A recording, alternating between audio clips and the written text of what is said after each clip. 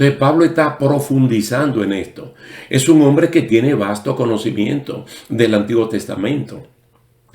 Y no olviden que en ese momento de Pablo, el Antiguo Testamento estaba bien difundido, pero en el idioma griego. En el idioma griego 200 años antes de Cristo, la Biblia hebrea que iba desde Génesis hasta Malaquías fue traducida al idioma popular del mundo, que era el griego koiné. Pero esto no significa...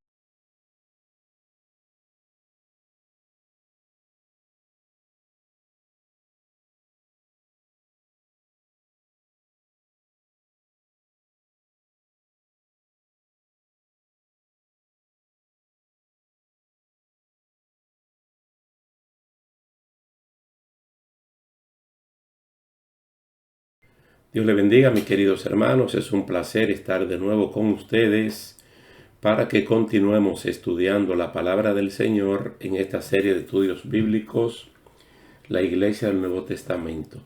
Hoy vamos a ver algo muy importante en el capítulo 15 del libro de los Hechos. Así como anteriormente estudiamos en el capítulo 7 y en el capítulo 8 esa gran crisis de la Iglesia con la muerte de Esteban y la dispersión de todos los creyentes, excepto los apóstoles, vamos a ver en el día de hoy algo crucial que tiene que ver con un tema de doctrina, con la doctrina de la salvación. La doctrina de la salvación. Solo vamos a leer los primeros 5 versículos del capítulo 15 del libro de los Hechos. Y dice así: Entonces algunos que venían de Judea enseñaban a los hermanos: si no os circuncidáis conforme al rito de Moisés, no podéis ser salvos.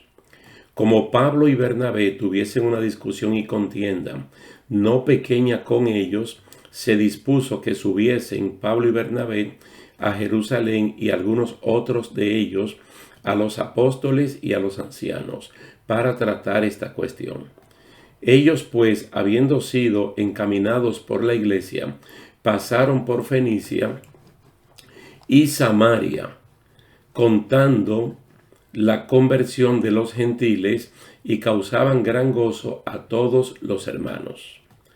Y llegados a Jerusalén fueron recibidos por la iglesia y los apóstoles y los ancianos, y refirieron todas las cosas que Dios había hecho con ellos. Pero algunos de la secta de los fariseos que habían creído se levantaron diciendo: es necesario circuncidarlos y mandarles que guarden la ley de Moisés. Yo creo que el último versículo, el número 5, es muy clarificante. Mira, hay un sector dentro del judaísmo cristiano que todavía pertenecen a los fariseos. Se identificaban mucho con la secta de los fariseos dentro del judaísmo, pero que esta persona, como ya han creído en Jesucristo como Señor y Salvador, pues uno lo considera cristianos, pero tienen un trasfondo eminentemente judío, y dentro de ese trasfondo son de la secta de los fariseos. Entonces esta persona quería modificar el plan de la salvación diciendo que además de aceptar a Cristo como Señor y Salvador, había que a los gentiles circuncidarlos y mandarles a guardar los ritos de Moisés. Entonces estamos hablando de que este es uno de los puntos más valientes y desafiantes para la iglesia del Nuevo Testamento. Defender la doctrina cristiana de la salvación. Ustedes saben, básicamente por los capítulos 2, 3 y 4 del libro de los Hechos, que las características de la naciente iglesia del Nuevo Testamento eran perseverar en la doctrina de los apóstoles. Esa era la número 1, perseverar en la doctrina de los apóstoles. Y los apóstoles, los del momento, ustedes saben que junto con los 120 eran testigos oculares de la resurrección de Cristo. También en la comunión unos con otros, en el partimiento del pan y en las oraciones. Quiere decir que las características que mantenía bien unida la iglesia primitiva, la iglesia del Nuevo Testamento, eran perseverar en la doctrina de los apóstoles, en la comunión unos con otros, en el partimiento del pan y también en las oraciones. Ahora hay amenaza por el sector judío de la iglesia. Estos creían muy bien que para salvarse había que aceptar a Jesucristo como Señor y Salvador, pero que al mismo tiempo a los varones había que circuncidarlos y guardar los ritos de Moisés. Ese para ellos es un elemento nuevo, porque la iglesia realmente nace en el sector judío. De hecho, los 3.000 que aceptaron a Cristo como Señor y Salvador el día de Pentecostés, como está narrado en Hechos capítulo 2, son judíos de la dispersión, la gran mayoría. Incluso judíos residentes allí también, pero son judíos, porque ello era mucho más fácil comprender lo que estaba pasando que un gentil que no tenía trayectoria histórica, por ejemplo, hasta Abraham. Entonces se le predicaba la palabra del Señor, se le explicaba que el Mesías era Jesucristo. Quienes aceptaban de los gentiles, quienes aceptaban no se le imponía ningún rito, ningún sello judío, sino que el gentil seguía siendo como era. Entonces, para Pablo y Bernabé, que ambos eran judíos sin mezcla, porque Bernabé era un levita natural de Chipre y Pablo era de la tribu de Benjamín, y él mismo dice que era un hebreo de hebreos. Y habla muy bien de la responsabilidad de sus padres, porque él dice que fue circuncidado al 8º día de nacido. Entonces Pablo y Bernabé, que son judíos profundamente conservadores en ese sentido, para ellos esto era inaceptable. Condicionar la salvación a guardar los ritos por encima de Jesucristo es un regreso a la ley, a sabienda que es imposible salvarse guardándola. Algunos le llaman a esto, ¿verdad?, el primer concilio de Jerusalén, donde se van a debatir cosas que tienen que ver con la preservación de la doctrina cristiana. En algún punto nosotros hemos mencionado el gran parecido que hay entre el apóstol Pablo y Nehemías, ese gran gobernador de Judea que mandó el rey en tiempos bien difíciles, donde el templo estaba a media, el trabajo que habían hecho los que habían llegado primero, y el muro de Jerusalén estaba totalmente destruido. Entonces este hombre era muy difícil que él diera su brazo a torcer. Y cuando alguien hablaba mal de él, de Nehemías y también de Pablo, ellos eso no lo tomaban en cuenta. Pero cuando era un atentado contra la doctrina, contra la adoración a Dios, entonces ellos venían de frente. En este mismo capítulo 15, porque solo leímos los primeros 5 versículos, Pedro afirma que ni ellos, todo lo del momento presente, los que están allí reunidos, los hermanos, los apóstoles, los principales ancianos, ni sus padres habían podido llevar esa carga. Que ahora los cristianos judaizantes quieren imponerle a los gentiles. Una carga que ni ellos mismos pueden llevar, se la quieren imponer a otro. No se olviden del capítulo 23 de Mateo, donde Jesucristo arremete de frente contra los fariseos, contra los saduceos y contra los doctores de la ley. Y dice que ellos imponen carga que no ayudan ni con el dedo menor de la mano. Pedro allí lo que está diciendo es, pero creemos más bien que somos salvos por la gracia del Señor Jesús, de la misma manera que ellos también lo son. Cada pueblo, cada nación tiene su sello cultural, su sello de costumbre, de cómo son, se definen como son. Entonces, cuando una persona le predica a otro, solo tiene que hablar de las buenas nuevas del Evangelio, pero no puede imponer su forma de ser. Entonces es lo que ellos están diciendo aquí. No le podemos imponer a ellos una carga que hemos intentado llevar, pero que ni nosotros ni nuestros antepasados lo habían podido hacer. La iglesia de Antioquía, que es donde ocurren estas cosas, este problema donde llegaron los judaizantes, como era una iglesia que tenía un excelente fundamento de la palabra de Dios, ellos aconsejaron sabiamente, porque allí cuando estas personas llegaron había un debate enorme entre ellos, Bernabé y Pablo. Y no se olviden que allí habían maestros y profetas, y todos estaban unificados defendiendo la doctrina de la salvación, que es solamente por la gracia en Cristo Jesús y que no puede ser modificada de ninguna otra manera.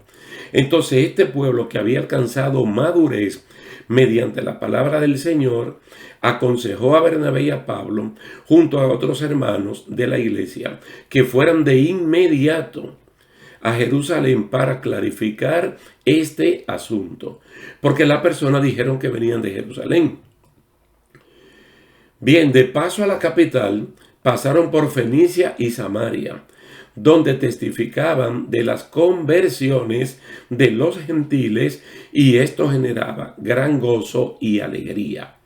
Fíjense, mientras este grupo se sienten contentos de que los gentiles se están convirtiendo a Jesucristo, el sector judaizante que vive en la capital y que se identifican con los fariseos quieren imponer cargas. Quieren imponer cargas. Cuando precisamente Jesucristo en el capítulo 11 del Evangelio de Mateo, al ver al pueblo cargado con lo que el sistema religioso le había impuesto, le dijo que vinieran a él, todos los que estaban trabajados y cargados, que él los iba a hacer descansar. Y que a partir del nuevo estilo de vida, la carga que íbamos a llevar es fácil y ligera. Cuando ellos llegaron a Jerusalén, y ya frente a los apóstoles y a los principales ancianos, contaron todo lo que Dios había hecho en su primer viaje misionero. Y lo están contando con gozo, pero lo están contando como un testimonio. Lo están contando como un testimonio para que se sepa que no hubo ninguna razón, ningún motivo para imponer una carga innecesaria. Solamente predicar un evangelio completamente libertador. Los judaizantes ripostaron ese informe con que había que circuncidar a los creyentes gentiles y hacerle que guarden la ley de Moisés. Pero yo quiero, hermano, que ustedes noten lo siguiente. Cuando Pablo y Bernabé en el capítulo 13, cuando Pablo y Bernabé junto con Lucio, con Niger, con Manaén, estaban ministrando al Señor en la iglesia de Antioquía, que el Espíritu Santo habló claramente de la misión. Claramente el Espíritu Santo dijo: aparten a Saulo y a Bernabé para la obra que le he encomendado. Entonces se ve que fue el Espíritu Santo que lo guió, lo dirigió, y la iglesia de Antioquía se apropió de la misión y lo enviaron. Ahora, estos creyentes judaizantes salieron de Jerusalén a predicar a las iglesias de los gentiles sin la aprobación, sin la voluntad del liderato de la iglesia. Ellos salieron por su propia voluntad, y salieron precisamente a los lugares donde ya se habían levantado iglesias.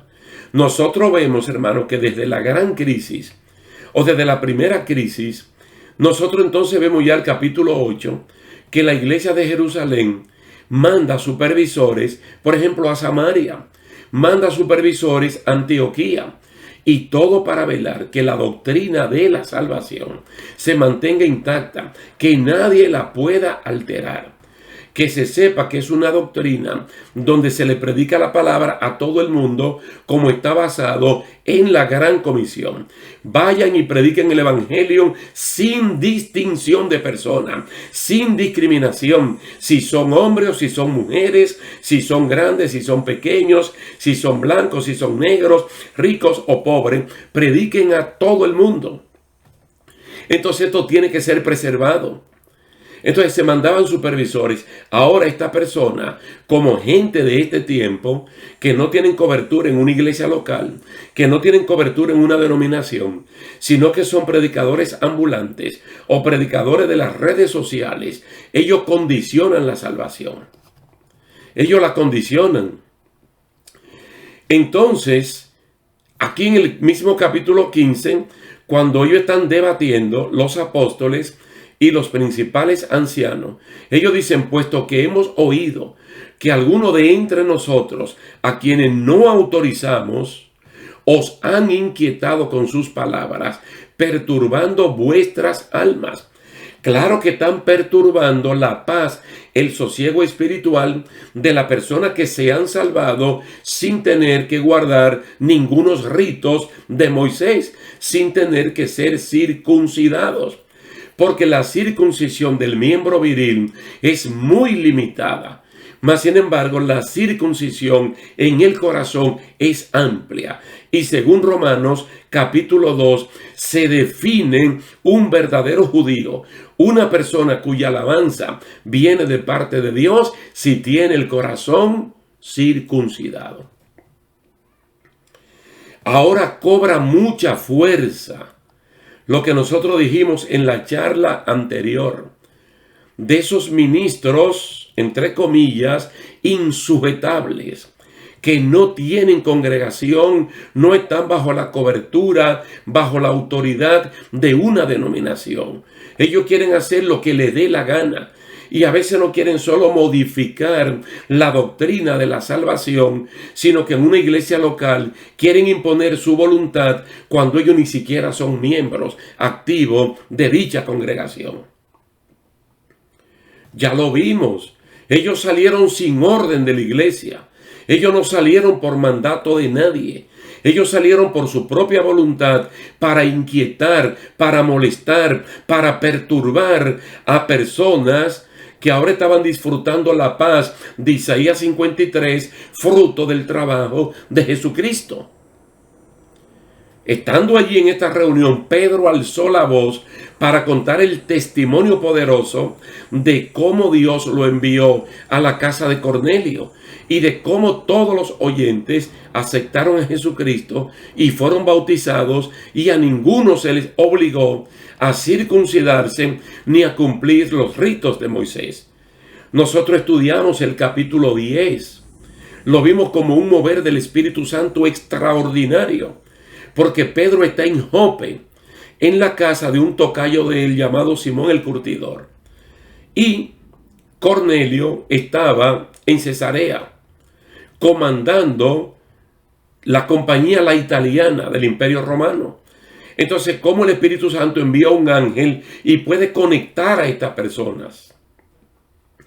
¿Cómo le habla a Cornelio? ¿Cómo le habla al apóstol Pedro? ¿Y cómo lo reúne en la casa de Cornelio? Y mientras el apóstol Pedro está predicando la palabra de Dios, no ritos de Moisés, no condicionantes, el Espíritu Santo cayó sobre todos los que estaban escuchando el mensaje. Y todos fueron llenos del Espíritu Santo. Y ese mismo día, todos fueron bautizados en agua. Entonces, mire, en ese momento de Hechos capítulo 15, la iglesia se aparta de aplicar reglas y cosas propiamente judías y de las tradiciones, recalcando que Moisés,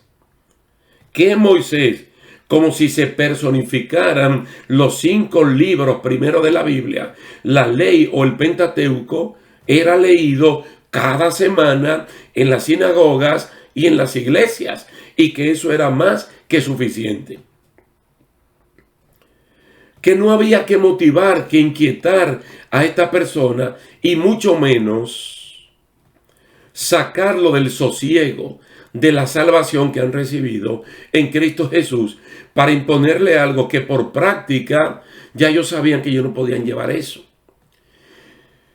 Además de decir que la palabra del Señor en Moisés se lee en las iglesias y en la sinagoga, se le aclaró que los creyentes, tanto judíos que ya sí tenían la práctica, como los creyentes gentiles, se deben abstener de la práctica del pecado de la idolatría, de la fornicación, de comer sangre y de comer animales ahogados.